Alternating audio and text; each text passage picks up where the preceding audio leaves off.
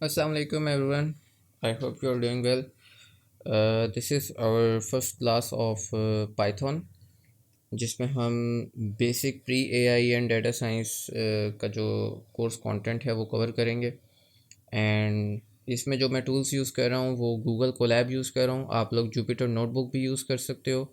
आप लोग visual studio code भी यूज़ कर सकते हो दिस वन। एंड जो आप लोगों के लिए कन्वीनियंट है आप लोग वो यूज़ कर लें। ठीक है। गूगल कोलैब के ऊपर आप जाने के लिए आप सिंपली उसको सर्च करें और यहाँ से आके आप न्यू नोटबुक बना लें। अगर आपने कोई प्रीवियस नोटबुक ओपन करनी है तो उसका तरीक़ाकार क्या होता है वो हम नेक्स्ट सेशन में इंशाल्लाह डिस्कस करेंगे।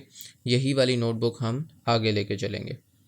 यहाँ पर सबसे पहले आने के बाद आप इसको रीनेम कर लें। इसका मैं नेम रख देता हूँ पाइथन सेशन 1। अब यहाँ पे आने के बाद आपको ये इस तरीके का कुछ इंटरफेस दिख रहा है। मैं इसको थोड़ा सा और जूम इन कर लेता हूँ। ओके, सो आपके पास सबसे पहले यहाँ पर फाइल्स का ऑप्शन है। ठीक है, आप लोकेट इन ड्राइव करके आप आपकी जो जिस अकाउंट से आपने ये ओपन किया है उस अकाउंट की गूगल ड्राइव के अंदर कोई अगर फाइल्स पड़ी हुई हैं आपके पास तो आप वो भी सर्च कर सकते हैं। ठीक है, न्यू नोटबुक आप ड्राइव में ओपन बना सकते हैं। ठीक है, ओपन कर सकते हैं कोई भी बुक। ठीक है, कोई नोटबुक आप अपने लोकल इंफ्रास्ट्रक्चर से यानी अपने लैपटॉप से अपलोड भी कर सकते हैं। ठीक है, यहाँ पर भी आपको रीनेम का ऑप्शन मिलता है, मूव का ऑप्शन मिलता है, मूव टू ट्रैश। ठीक है, ये सारे ऑप्शंस आप एक्सप्लोर कर सकते हैं। सेव जो है वो टाइम टू टाइम आप कंट्रोल एस करके साथ के साथ सेव कर लीजिएगा ताकि आपका कोई भी कंटेंट लॉस ना हो। सबसे पहले मैं ये सेल यहाँ से डिलीट कर देता हूँ। आपके पास लेट से यहाँ पर कुछ भी नहीं है। सी प्लस प्लस के अंदर और बाकी आईडीज़ के अंदर आप लोगों को एक सहूलत मिलती है कि आप कमेंट्स कर सकते हो और अपना कोड एक्सप्लेन कर सकते हो।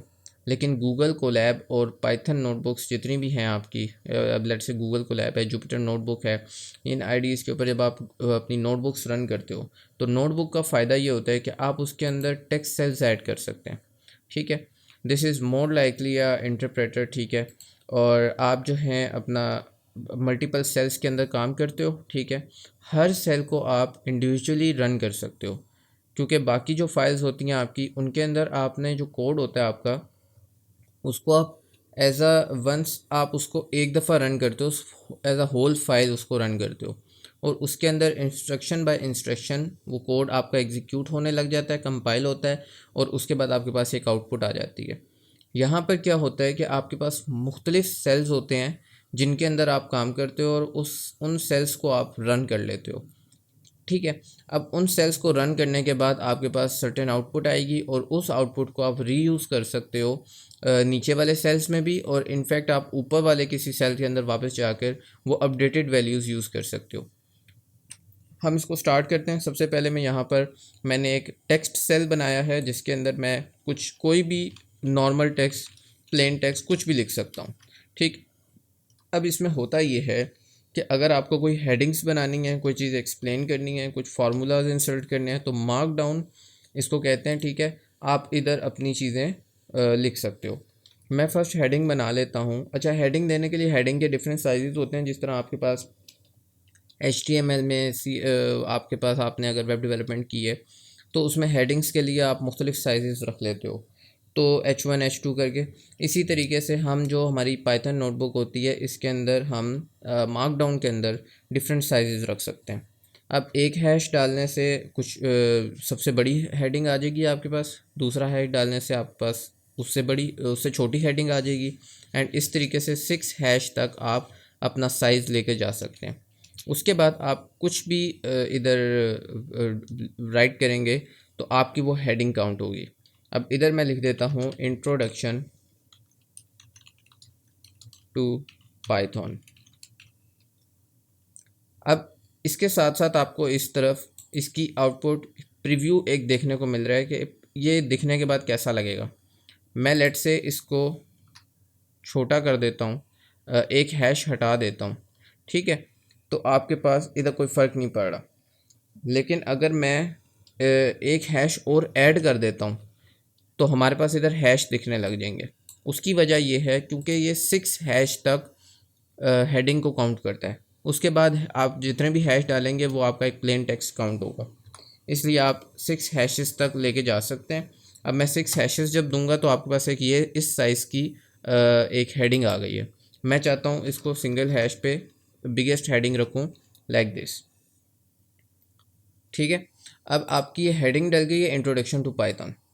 अब इसमें जो है आपका नेक्स्ट सेल जैसे ही आप ऐड करेंगे बाय डिफ़ॉल्ट वो एक कोड सेल ऐड होता है, और इसको रन करने का तरीका ये होता है कि आप शिफ्ट एंटर दबाते हैं या फिर इधर ये इस प्ले बटन के ऊपर क्लिक करते हैं, तो ये control enter shift enter in दोनों से आपका सेल रन हो जाता है, ठीक है। आपको जो कन्वीनियंट आप शिफ्ट दबाना चाहते हैं शिफ्ट दबा दें, कंट्रोल दबाना चाहते हैं कंट्रोल दबा दें, या प्ले बटन दबाना चाहते हैं तो प्ले बटन से भी ये आपका सेल रन हो जाएगा।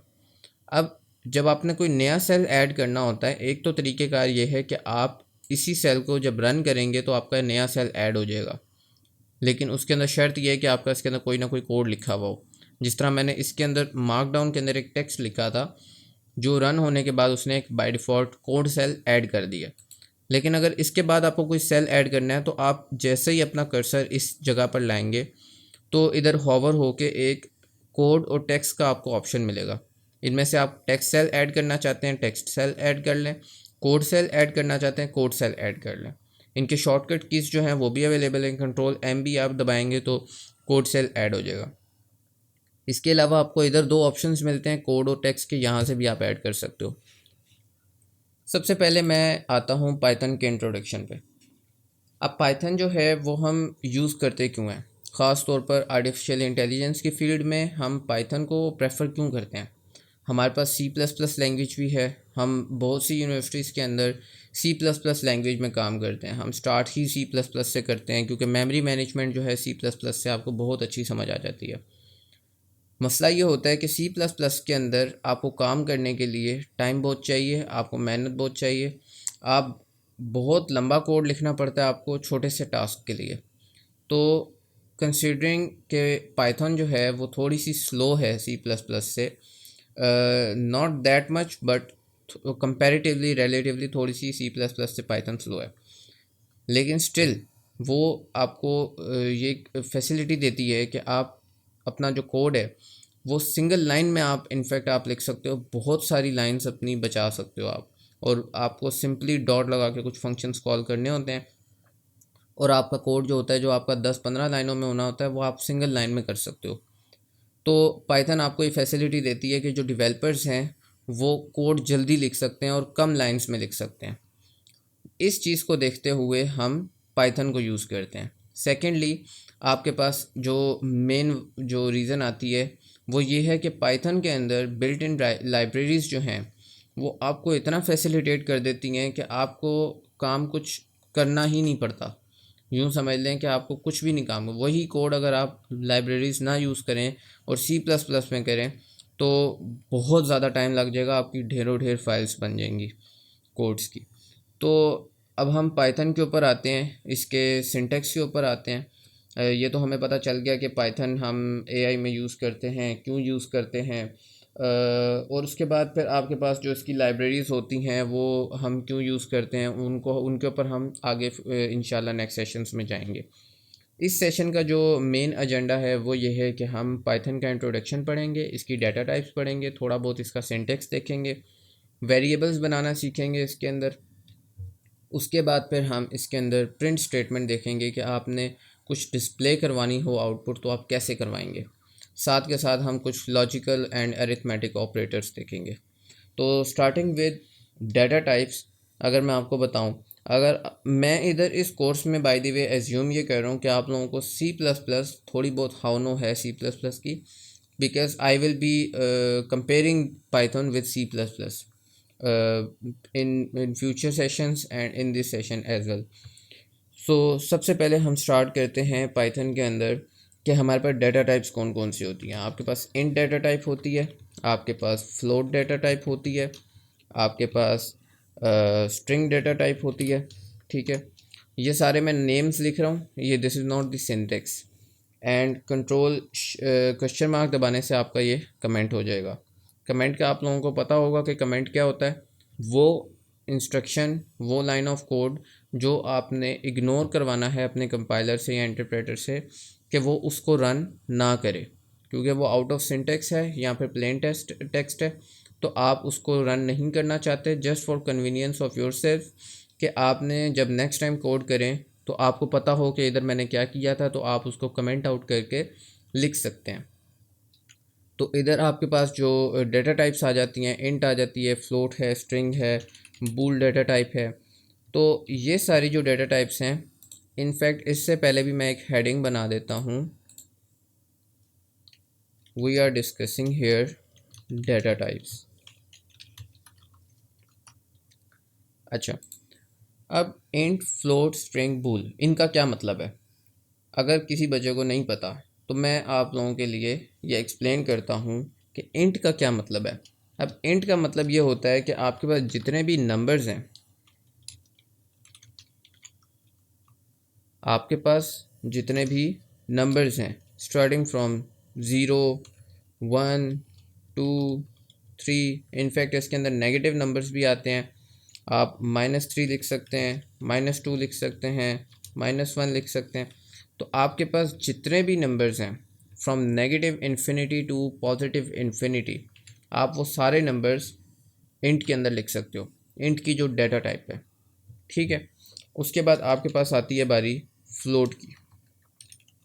अब फ्लोट का मतलब आपको नेम से ज़ाहिर हो रहा है कि फ्लोटिंग नंबर्स जो होते हैं आपके 0.1, 0.3, तो आपके पास 0.3 जितने भी फ्लोटिंग पॉइंट नंबर होते हैं आपके पास, वो सारे इस फ्लोट की डाटा टाइप में आते हैं।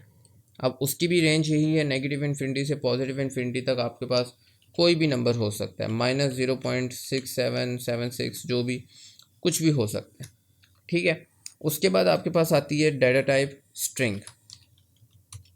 पाइथन में इसको str लिखते हैं, और इसके अंदर अब आपके पास कैरेक्टर्स और आपके पास ये कैरेक्टर एरेज, यानी कि मल्टीपल कैरेक्टर्स, कुछ भी आप स्ट्रिंग में लिख सकते हो।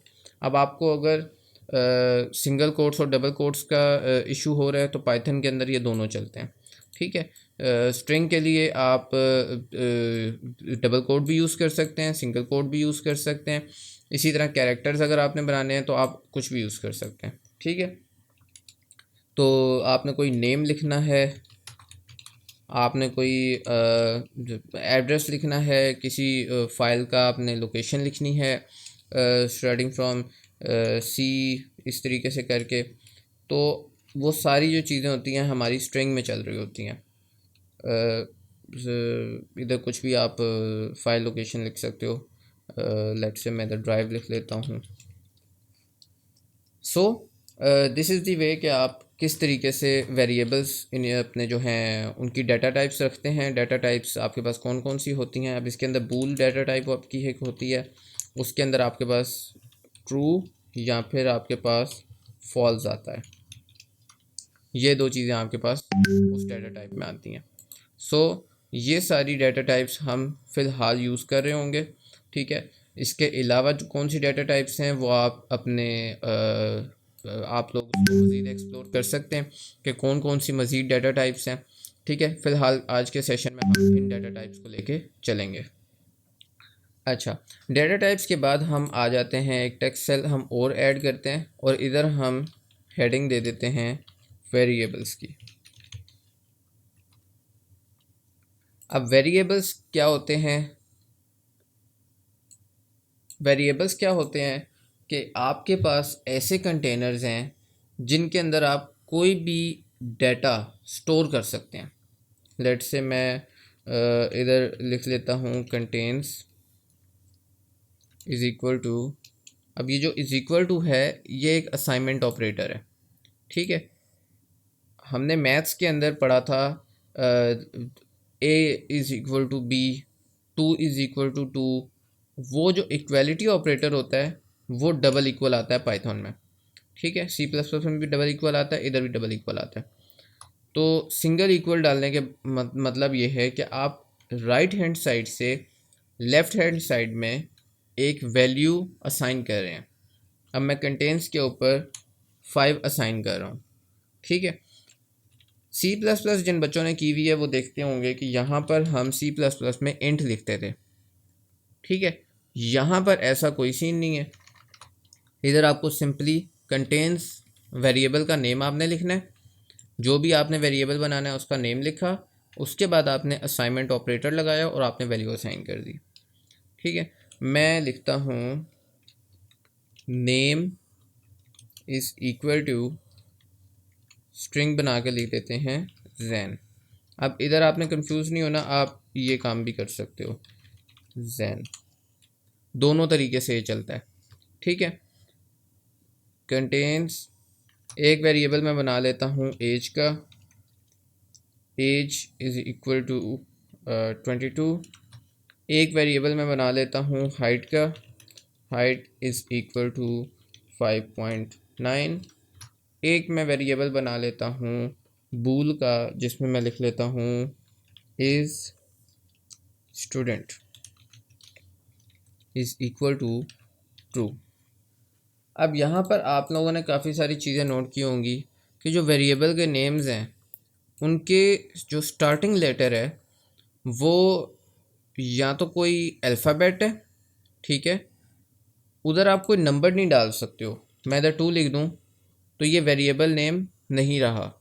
तो वेरिएबल नेम का सिंटेक्स जो है वो ये है कि आप इसको स्टार्टिंग फ्रॉम एनी कैरेक्टर जिसके अंदर आपके पास अल्फ़ाबेट्स आते हैं, आपके पास अंडरस्कोर आती है, आप इस तरीके से वेरिएबल्स बना सकते हो। लेकिन आप कोई नंबर इनिशियलाइज नहीं कर सकते, आप कोई इस तरह का सिंबल नहीं डाल सकते, ठीक है। इन चीज़ों का आपने ख्याल रखना है। अब मेरे पास ये वैल्यूज़ जो हैं डेटा टाइप्स, जो आपके वेरिएबल्स हैं, इन वेरिएबल्स के अंदर मैंने ये वैल्यूज़ स्टोर कर ली हैं। कंटेंट्स को मैं बल्कि हटा देता हूँ, हम सिर्फ इन 4 वैल्यूज़ के साथ चलते हैं। अब मेरे पास ये वेरिएबल्स हैं, अब मैं चाहता हूँ कि मुझे इनकी डाटा टाइप्स पता चल जाएं कि इसकी क्या डाटा टाइप है, इसकी इसकी इसकी। तो हम क्या करेंगे, हम नीचे आते हैं और हम टाइप का एक फंक्शन होता है हमारे पास, उसके अंदर कोई भी वेरिएबल पास करेंगे तो हमें उसकी टाइप पता चल जाएगी। मैं नेम लिखता हूँ इधर तो मेरे पास स्ट्रिंग डाटा टाइप आएगी। मैं इधर लिखता हूँ एज तो हमारे पास इंट डाटा टाइप आ गई। इसी तरीके से मैं लिखता हूँ हाइट तो हमारे पास फ्लोट डाटा टाइप आ जाएगी। और मैं लिखता हूँ टाइप इज़ स्टूडेंट, बूल, ठीक है। अब आपको काफ़ी सारी चीज़ें इधर समझाने वाली हैं। सबसे पहले तो ये कि जब भी आप कोई बिल्ट इन फंक्शन यूज़ करते हैं या फिर आप कोई भी ऐसी वैल्यू जो आपने ऊपर डिफ़ाइन की हुई है, मतलब आपकी जुपिटर नोटबुक या आपकी गूगल कोलैब नोटबुक जो है वो जानती है उस चीज़ को। अब नेम का वेरिएबल ऊपर डिफाइंड है और सेल रन किया हुआ है मैंने एक दफ़ा, तो उनको पता है कि नेम के नाम से एक वेरिएबल रिजर्व्ड है। मैं जैसे ही इधर n लिखूँगा तो मुझे इधर नेम देखने को मिलेगा। मैं यूज़ करना चाहूँ मैं इधर से कर सकता हूँ, या फिर मैं इस तरीके से अपने एरो की से ऊपर नीचे मूव कर सकता हूँ, ठीक है। सेकेंडली अब नेम तो उसको चलो मैंने बताया। टाइप का जो फंक्शन है आपका ये पाइथन में बिल्ट इन होता है, तो जैसे ही मैं टाइप के ऊपर क्लिक करूँगा तो मुझे ये टाइप का फंक्शन दे देगा, और जैसे ही मैं इसके अंदर आऊँगा तो बाय डिफ़ॉल्ट मुझे ये इसकी थोड़ी सी डिटेल्स देने लग जाता है, ठीक है। अब इसको आप ऊपर नीचे करके देख सकते हैं कि इसके अंदर वो क्या बता रहा है, ठीक है। अब इसका सिंटेक्स इधर आपको मैनी ऑफ टाइम्स आपके पास यहाँ पर इसका सिंटेक्स आ रहा होता है कि आप इसको किस तरीके से यूज़ कर सकते हो, ठीक है।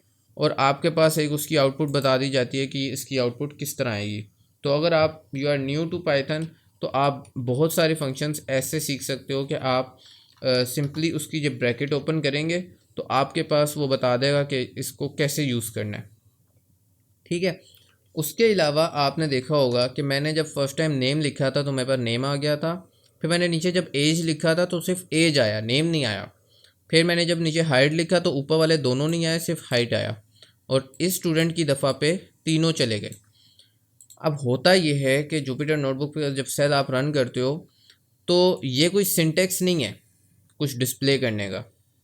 ये तो आपने सिंपली अगर इधर कुछ ऐसा लिखा कोई फंक्शन जिसकी कोई आउटपुट बनती है तो वो आपको शो हो जाएगी, ठीक है। अगर वो आखिरी इंस्ट्रक्शन है आपके इस सेल की तो वो आपको शो हो जाती है।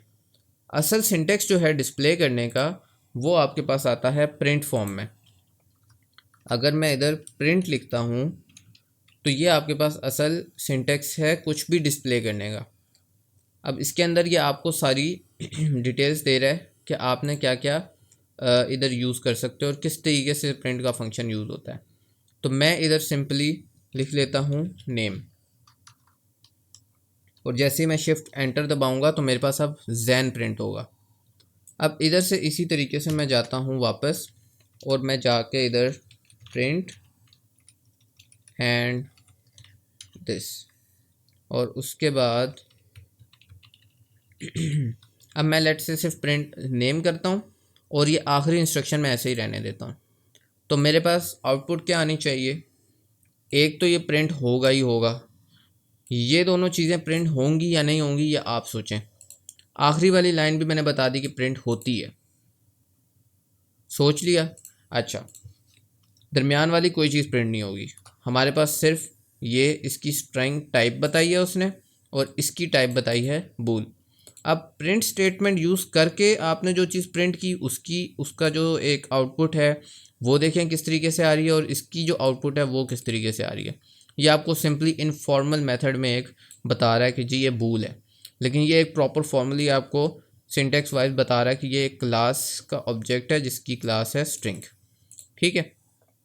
इसी तरीके से मैं ऊपर जाता हूँ ये सारा कॉपी कर लेते हैं हम।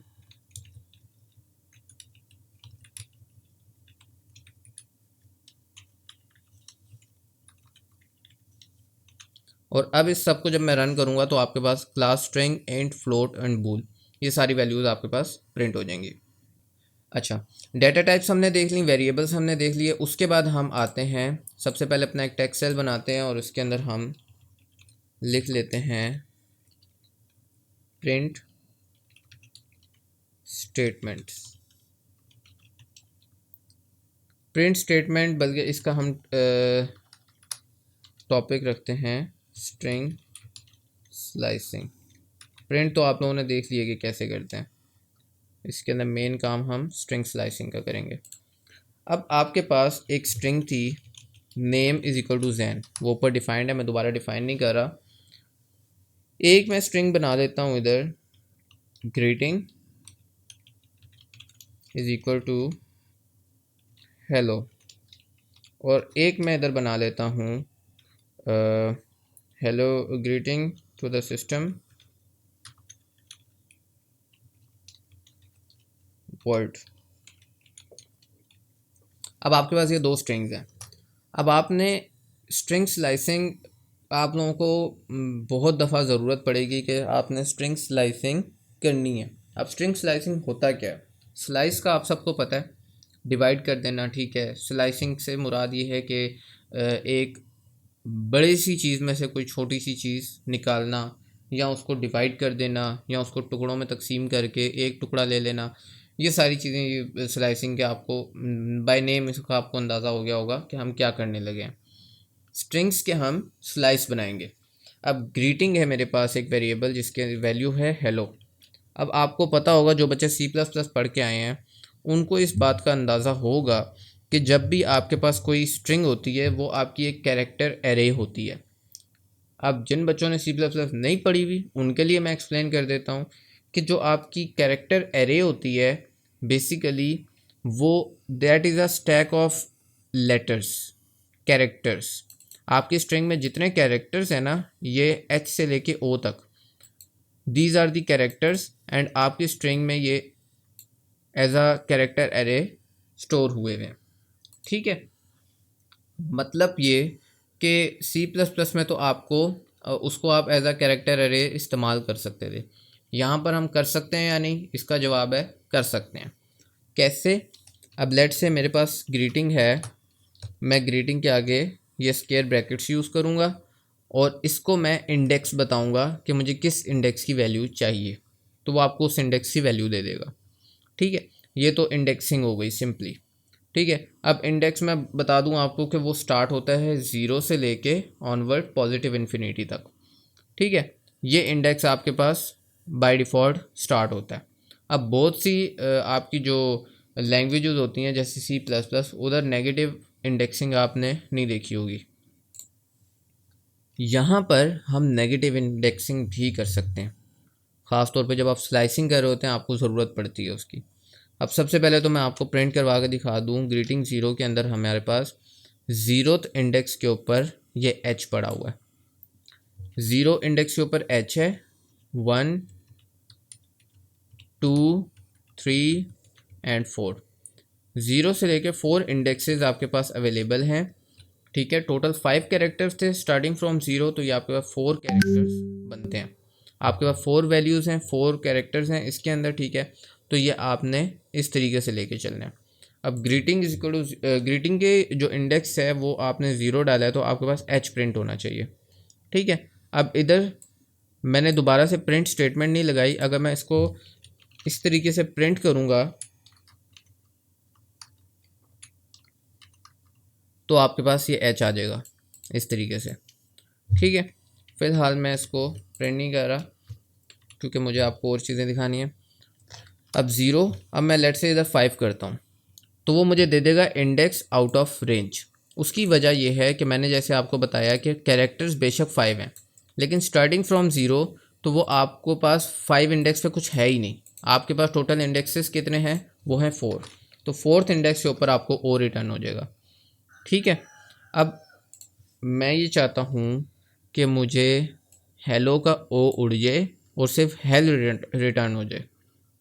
अब उसका क्या तरीक़ेकार है, तो मैं क्या करता हूँ, 0 से स्टार्ट करता हूँ और मुझे चाहिए क्या, 0 1 2 3, यानी 3 इंडेक्स तक मुझे चीज़ें चाहिए। तो अगर तो मैं इधर 3 लिखूँगा तो मुझे मिलेगा HEL, ये वाला L नहीं आएगा। क्यों? क्योंकि ये वाली जो वैल्यू होती है आपके पास ये इंक्लूडेड नहीं होती, दिस इज़ नॉट इंक्लूसिव। तो आपको इधर 4 लिखना पड़ेगा, तो आपके पास हेल आ जाएगा। ठीक है, तो अब ये वाली वैल्यू आपके पास नहीं आई, this was exclusive and this is inclusive. इसी तरीके से हेल और आगे आप दोबारा से सिस्टम वाली जो आपके पास वेरिएबल है उसको हम यूज़ कर लेते हैं 0 से लेके उसको हम 5 तक यूज़ कर लेते हैं। अब आप कहेंगे पहले तो 5 इंडेक्स नहीं था, अब आ रहा है। उसकी वजह यह है कि 5 शामिल नहीं है, 5 से पहले पहले जितने इंडेक्सेस हैं वो आएंगे, तो आपके पास वर्ड पूरा आ जाएगा। अब हम चाहते हैं कि हम किसी तरीके से स्ट्रिंग्स को कनकैटिनेट करें। इसको मैं प्रिंट कर देता हूँ अब, ताकि आपके पास एक आउटपुट सेव्ड रहे कि क्या आउटपुट आ रही थी।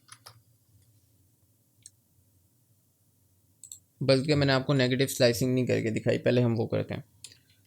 होता यह है कि अगर आपने इधर से 0 से अब नेगेटिव अगर मैं जाऊंगा तो पीछे तो कुछ नहीं है, इसके पीछे कुछ नहीं है, तो वो करेगा क्या, वो इधर से इस तरफ आ जाएगा। तो -1 पे वो हमें ओ रिटर्न करेगा, -2, -3, -4, -5। तो जैसे ही मैं प्रिंट करता हूँ इधर ग्रीटिंग -1, तो मेरे पास ओ आ जाए।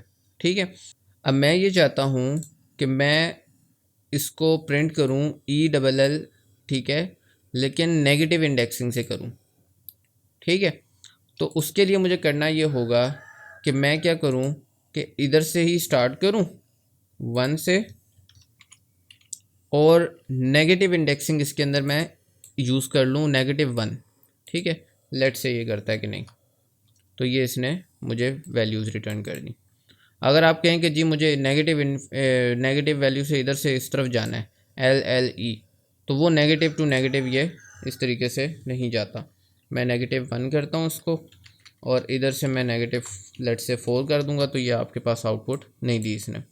ठीक है, अब हम चलते हैं इधर मैंने वैल्यू क्या दी थी उस टाइम, 1 से -1। ओके, इसके बाद हम चलते हैं स्ट्रिंग कंकैटिनेशन की तरफ।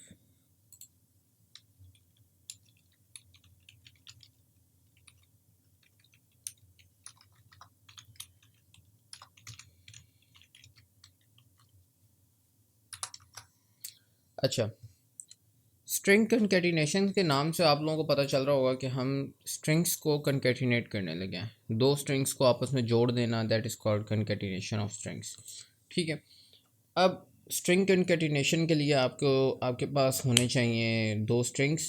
ठीक है, अगर आपने दो स्ट्रिंग्स को ऑब्वियसली कंकैटिनेट करना है, तो एक मेरे पास स्ट्रिंग है नेम का, एक है ग्रीटिंग्स, एक है सिस्टम। ये तीन स्ट्रिंग्स हमने अभी ऊपर डिफ़ाइन किए। हम क्या करते हैं कि नेम, ठीक है, ग्रीटिंग और सिस्टम, हमारे पास ये रहा, ये सिस्टम। अब इन तीनों स्ट्रिंग्स को लेट से मैंने कंकैटिनेट करना है। सिंपल सा मेथड है पाइथन में, आप सिंपली इधर एक प्लस डालेंगे तो आपकी स्ट्रिंग जो है वो कंकैटिनेट हो जाएगी।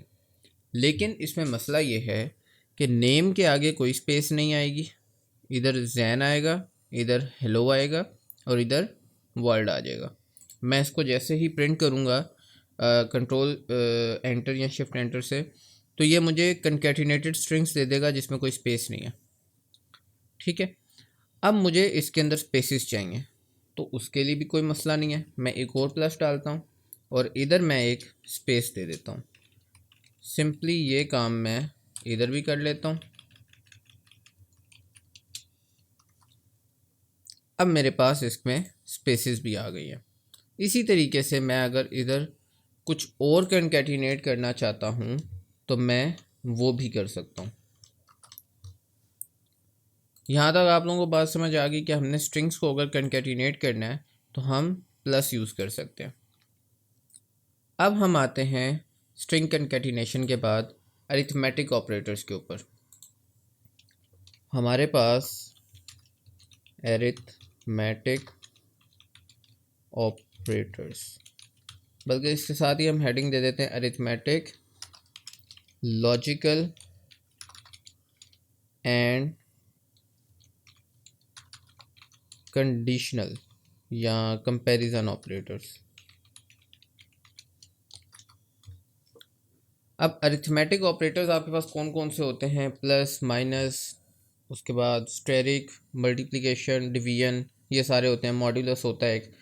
तो हम ऐसा करते हैं, a इज़ इक्वल टू 2 कर लेते हैं, b इज़ इक्वल टू 3 कर लेते हैं। अब इन्हीं के रिज़ल्ट्स हम सब ऑपरेटर्स लगा के देखते जाएंगे। मैं प्रिंट स्टेटमेंट लिख लेता हूँ a एंड b। अब यहाँ पर इसको मैं मल्टीपल टाइम्स प्रिंट कर लेता हूँ।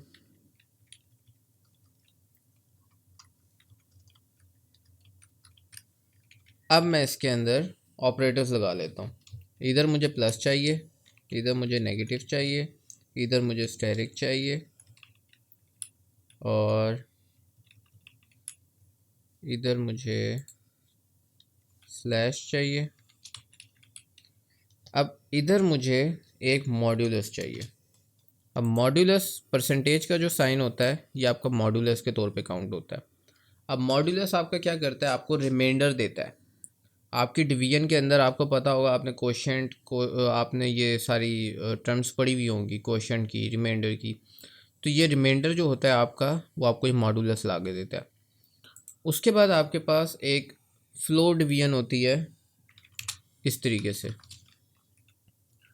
ठीक है, अब इस फ्लो डिवीजन में क्या होता है आपके पास कि आपकी जो वैल्यू है ना वो फ्लोटिंग में नहीं आएगी। अगर आपकी कोई लेट से 2.3, 3.7 समथिंग इस तरह वैल्यू फ्लोट में आंसर आ रहा था डिवीजन से, तो अब वो आपको इंटीजर में देगा आंसर और फ्लोटिंग पॉइंट नंबर्स को उड़ा देगा।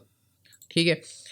डबल आपने ये देख लिया, ठीक है, स्लैश। अब डबल स्टैटिक हम देखते हैं कि वो क्या करता है, ठीक है।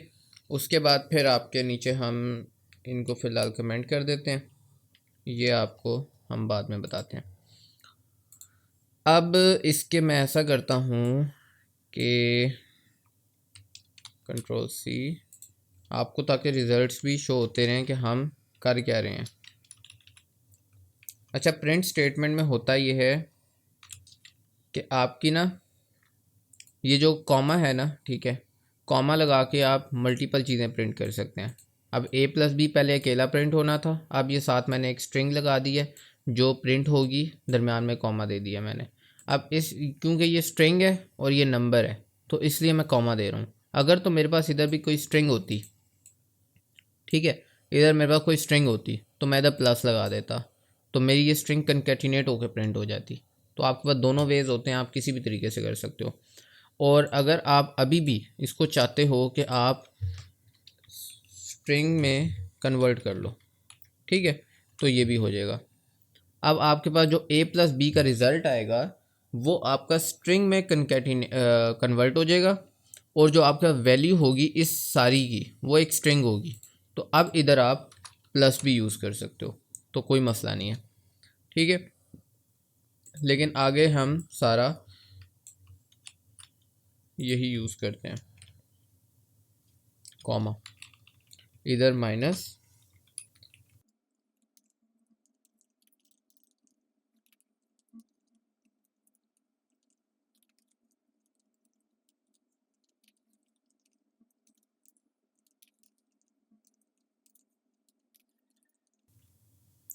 ओके, अब मैं इसको प्रिंट करता हूँ और आपके पास डिफरेंट आंसर्स आएंगे। इसका मैंने आप लोगों को नहीं बताया कि ये क्या करता है। इससे ये होता है कि आपके पास जो पावर होती है ना, अब ए की पावर बी बन जाएगी, ठीक है। इधर ए डिवाइड बाय बी जो आंसर आना था वो इंट में आएगा, और इधर ए डिवाइड बाय बी का जो रिमाइंडर आएगा वो आएगा। तो हम इसको रन करते हैं और ये सारे हमारे पास आंसर्स हैं। अब ए की वैल्यू 2 थी और बी की वैल्यू 3 थी। A plus B, 2 plus 3 5, 2 minus 3 -1, 2 multiply 3 6, 2 divide by 3 0.66, ठीक है। इसको ध्यान में रखें, 0.66। अब ए मॉडुलस बी, अब 2 डिवाइड बाई जब आप 3 करेंगे, 3 बाहर होता है 2 अंदर होता है। जब आप उसको हमारे ट्रेडिशनल जो डिवीजन मेथड है उससे आपका जो रिमाइंडर होता है वो 2 ही बचता है, ठीक है, क्योंकि डिविजिबल बाय 3 है नहीं 2। ओके, सो आपके पास या इसका जो आंसर है वो 2 ही वापस आ गया है रिमाइंडर। डबल स्लैश आपको इंटीजर रिटर्न करता है। उसने ये सारी जो वैल्यू थी आगे 0.66 ये उड़ा दी है, सिर्फ आपको 0 रिटर्न किया।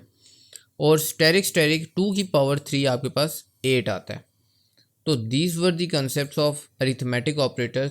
अब इसके अंदर मज़ीद आप क्या दिलचस्प चीज़ें कर सकते हो, तो आपको ये एक टास्क मैं दे दूँगा, ठीक है, आपको वो टास्क करना होगा, ठीक है। आई होप मुझे एंड पे याद रहे कि मैं आपको वो टास्क दे दूँ। उसके बाद आपके पास आ जाते हैं, अब इस सारे को मैं लेट से बल्कि इधर हम हेडिंग दे देते हैं arithmetic operators,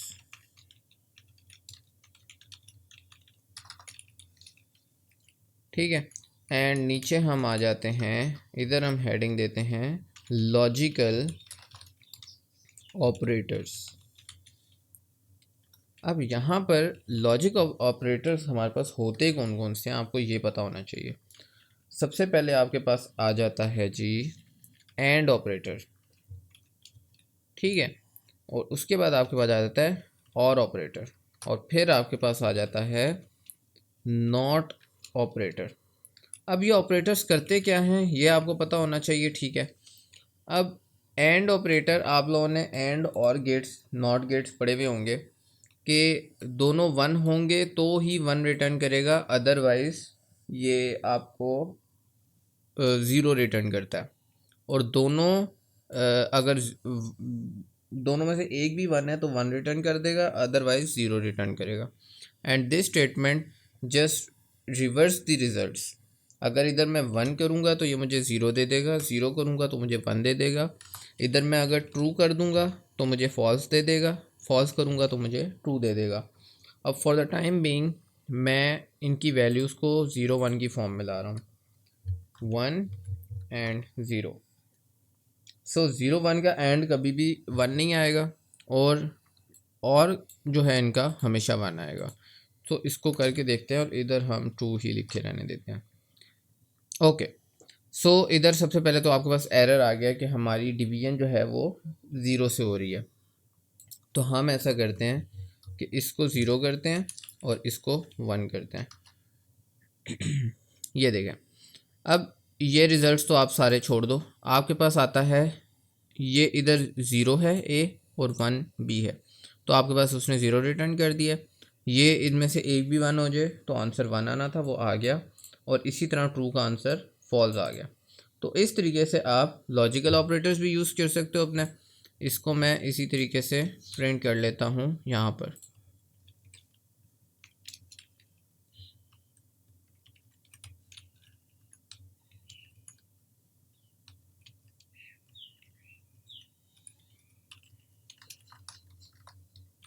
not of true A और बी, ए एंड बी।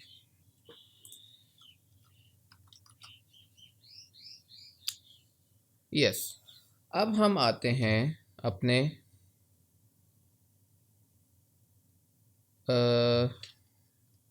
इधर, ये कैसे प्रिंट हो गया लॉजिकल ऑपरेटर्स।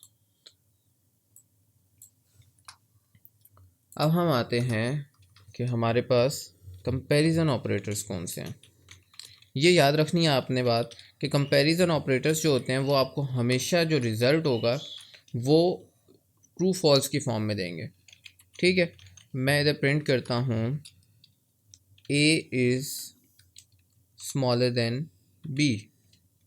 ठीक है, तो ये आपको आंसर हमेशा ट्रू या फॉल्स में देगा।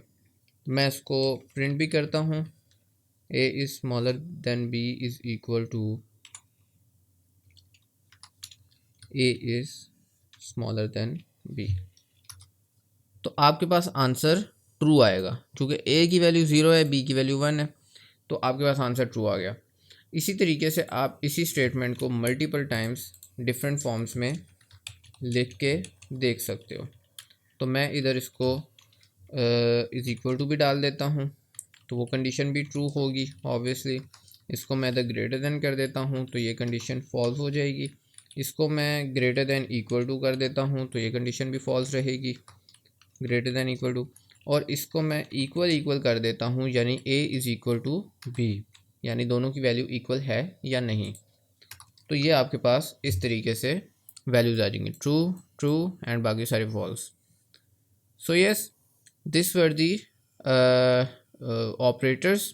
और इसको हम ऐसा करते हैं कि एक स्पेसेस दे देते हैं दरमियान में। अब स्पेसेस देने का तरीका कार ये होता है कि आप या तो इसी प्रिंट स्टेटमेंट के साथ एक स्पेस प्रिंट कर लें। बैकस्लैश n का बहुत सारे बच्चों को पता होगा, ये देखें एक प्रिंट इधर स्पेस आ गई है। या फिर अगर आपने ये नहीं करना तो आप सिंपली एक खाली प्रिंट इधर कर सकते हो। ठीक है, इस तरीके से, तो आपके पास तब भी एक स्पेस आ जाती है। अब खाली प्रिंट अगर आप इस तरह करोगे तो भी आई थिंक इधर हाँ, सिंपली आप इस तरीके से भी कर सकते हो। ठीक है, इस तरीके से भी कर सकते हो। This is up to you कि आप कौन सा मेथड यूज़ करना चाहते हो। ठीक है, अब आपके पास इधर हमने अब तक का जो कवर कर लिया है वो डाटा टाइप्स कर लिए हैं, वेरिएबल्स कर लिए हैं, स्ट्रिंग स्लाइसिंग कर ली है, स्ट्रिंग कंकैटिनेशन कर ली है। अच्छा, इधर मैंने एक चीज़ यूज़ की थी कि हमने डाटा टाइप में कन्वर्ट किया था इंट को स्ट्रिंग में। तो येस, आप मुख्तलिफ डाटा टाइप्स को मुख्तलिफ डाटा टाइप्स में कन्वर्ट भी कर सकते हो। कुछ आपके पास होती हैं चीज़ें जो आप नहीं कर सकते, इसको हम ऊपर ही इधर इस टॉपिक के बाद लिख लेते हैं, कन्वर्जेंस ऑफ डाटा टाइप्स। और इसके बाद हम एक कोड सेल ऐड कर लेते हैं और इसके अंदर हम ये काम कर लेते हैं। मेरे पास नेम था, मैं कर लेता हूँ प्रिंट। अब स्ट्रिंग से मैं इंट में अगर आऊँगा तो क्या वो मुझे एरर देगा या नहीं देगा, ये हम अभी देखते हैं। Obviously that was a string, लेकिन अगर मैं हाइट को इंट में कन्वर्ट करूं तो मेरे पास आंसर 5 आ जाएगा, क्योंकि हाइट मैंने रखी थी 5.9। इसी तरीके से अगर मैं एज को, जो कि एक इंटीजर थी, फ्लोट में कन्वर्ट करूंगा तो मेरे पास उसका आंसर फ्लोट में आ जाएगा। पहले सिर्फ 22 था, अब 22.0 हो गया। ठीक है, इसी तरीके से जो मेरे पास एज है, इसको मैं अगर स्ट्रिंग में कन्वर्ट करूं तो मेरे पास ये अब एक स्ट्रिंग है। अब आपको कैसे पता चलेगा कि ये स्ट्रिंग है? आप इसकी इधर से टाइप भी प्रिंट करवा लें। अब आप ये देख रहे हैं कि मल्टीपल फंक्शंस आ रहे हैं सिंगल लाइन में। पहले एज स्ट्रिंग पे जा रहा है, फिर वो उसकी जो वैल्यू रिटर्न हो रही है वो टाइप पे जा रही है, फिर उसकी जो वैल्यू रिटर्न हो रही है वो सारी प्रिंट में जा रही है। तो ये देखें, क्लास स्ट्रिंग। तो अब आपके पास जो एज था उसकी क्लास हो गई है स्ट्रिंग, राइट। इसी तरीके से आप मल्टीपल डाटा टाइप्स को मल्टीपल डाटा टाइप्स में कन्वर्ट कर सकते हो। तो अब मैं एक काम करता हूँ कि इसको देता हूँ वेरिएबल इज स्टूडेंट का। ठीक है, ये आ गया मेरे पास इज स्टूडेंट। अब ये मुझे क्लास स्ट्रिंग दे रहा है। ठीक है, अब इस स्टूडेंट के अंदर सेव क्या हुआ था हमारे पास, ये रहा ट्रू। ठीक है, अब ये ट्रू हमारे पास सेव हुआ हुआ है इस स्टूडेंट के अंदर। अब इधर से मैं इसको प्रिंट किस तरह करवा रहा हूँ, स्ट्रिंग की फॉर्म में। ठीक है, लेट से मैं ये करता हूँ कि इधर इसकी टाइप हटा देता हूँ, क्योंकि आपको पता कैसे चल रहा है कि ये उसके अंदर अभी भी वही ट्रू स्टोर है या नहीं। तो ये देखें, इसके अंदर अभी भी वही ट्रू स्टोर है, लेकिन एज अ स्ट्रिंग शो हो रहा है वो। अब मैं एक और काम करता हूँ कि इसको इस student is equal to this value, control X and this. अब मैं इधर लिखता हूँ जैन इज अ स्टूडेंट, और इधर मैं प्लस करके इज स्टूडेंट कर देता हूँ। तो अब हमारे पास ये वैल्यू आ रही है। ठीक है, जैन स्टूडेंट ट्रू। अब एक मसला है इधर, मसला ये है कि मैं अगर इधर जाके इसको कमेंट कर दूं और नेम एज हाइट ये सारी चीज़ें हमारे पास इधर आ रही हैं, इस सेल को मैं अगर रन करूं तो आप लोगों ने देखा है कि प्रिंट टाइप इज स्टूडेंट, इसकी वैल्यू उसने स्ट्रिंग कर दी है बूल से। अब उसकी वजह यह है कि जब तक मैं इस कोड को यहाँ से रीरन नहीं करूँगा तब तक ये दोबारा बूल नहीं होगी। क्यों? क्योंकि मैंने इधर नीचे इस स्टूडेंट के अंदर इस स्टूडेंट की स्ट्रिंग फॉर्म सेव कर दी थी। अब ये मसला होता है गूगल कोलैब या जुपिटर जब आप यूज़ करते हैं, आईडीईज़ बार बार मेरे मुंह से निकल जाता है, जब आप नोटबुक्स यूज़ करते हैं पाइथन की, तो नोटबुक्स में ये होता है कि आपकी एक वैल्यू नीचे अपडेट हो चुकी होती है और ऊपर जाके जब आप उसी वैल्यू को यूज़ करते हो तो वो वैल्यू वहाँ पर अपडेटेड होती है। अब मैं इस सेल को जब दोबारा रन करूँगा तो मेरे पास बूल दोबारा आ जाएगी। अब मैं बूल यहाँ पर आ गई है, तो यहाँ पर इस लाइन को अगर मैं कमेंट आउट कर दूं तो अब यहाँ पर एक बूल वैल्यू है। अब बूल वैल्यू कभी भी स्ट्रिंग के साथ कंकैटिनेट नहीं होती, जिसकी वजह से यहाँ पर अब ये एरर थ्रो करना चाहिए इसको। देखें, अब यहाँ पर एरर आ गया। उस एरर की वजह सारी ये है कि ये एक स्ट्रिंग वैल्यू नहीं थी। जब तक अब मैं यहाँ पर इसको एज अ स्ट्रिंग कन्वर्ट नहीं करूँगा तब तक ये यहाँ पर नहीं रन करेगा, और अब ये मेरे पास चल चुका है। ठीक है, अब यहाँ तक आप लोगों को कन्वर्जेंस, अरिथमेटिक, लॉजिकल ऑपरेटर्स, ये सारी चीज़ें आपको समझ में आ गई हैं। अब हम अपने चलते हैं फाइनल, इस आज की सेशन के अंदर फाइनल हमारे कोड ब्लॉक की तरफ, जिसमें हम लोग कवर करेंगे एफ स्ट्रिंग्स। अब ये एफ स्ट्रिंग्स क्या होती हैं?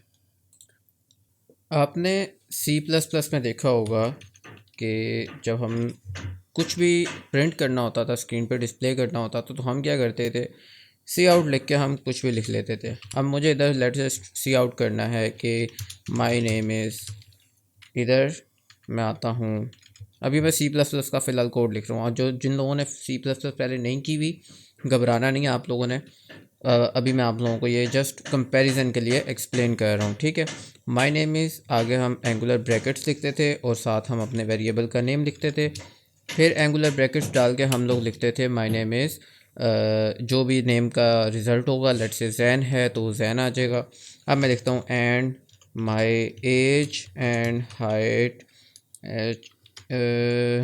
हाइट आर, हम लिख लेते हैं इधर हम एंगुलर ब्रैकेट्स 4 डालते हैं, ठीक है।